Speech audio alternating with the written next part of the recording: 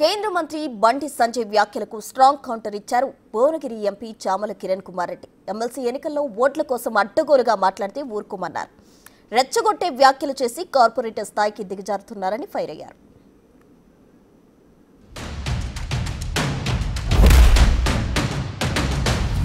భారత్ పాక్ మధ్యలో cricket match అయింది. భారత్ అంటే ఒక జోష్, బీజేపీ అంటే ఒక జోష్.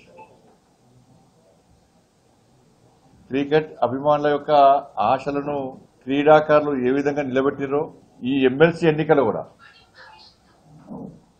పట్టభద్రుల ఉద్యోగ ఉపాధ్యాయ వర్గాల యొక్క ఆశలను భారతీయ జనతా పార్టీ ఎమ్మెల్సీ ఎన్నికల్లో గెలిచి నెరవేర్చబోతున్నారు.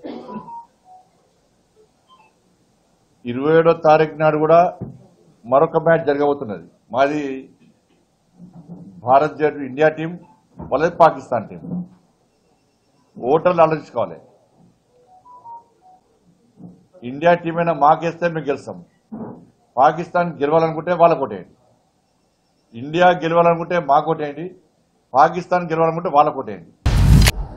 బండి సంజయ్ గారు చివరికి నేను ఎప్పుడు చెప్పే విధంగానే మీరు కరీంనగర్ టౌన్ లో పోగానే సెంట్రల్ మినిస్టర్ నుంచి మళ్ళీ కార్పొరేటర్ అవుతారనేది ఇవాళ మళ్ళా రుజువైంది.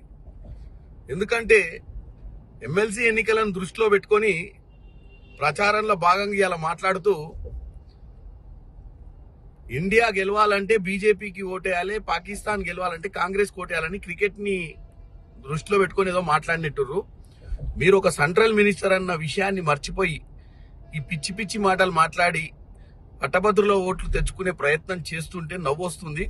డెఫినెట్ గా మీరు మాట్లాడిన మాటల మీద మేము ఎలక్షన్ కమిషన్ కి ఫిర్యాదు చేస్తాం. ఎందుకంటే ఒక బాధ్యత గల వ్యక్తి ఈ విధంగా ప్రజలను రెచ్చగొట్టే ధోరణిలో, ప్రజలను ఓట్ల సమయంలో కన్ఫ్యూజ్ చేసే ధోరణిలో మాట్లాడటం అనేది తప్పు. ఇది డెఫినెట్ గా మేము మీపై కేసు ఫైల్ చేస్తాము. ఎందుకంటే మీరు డెవలప్మెంట్ చెప్పి ఓట్లు అడిగితే బాగుండేది.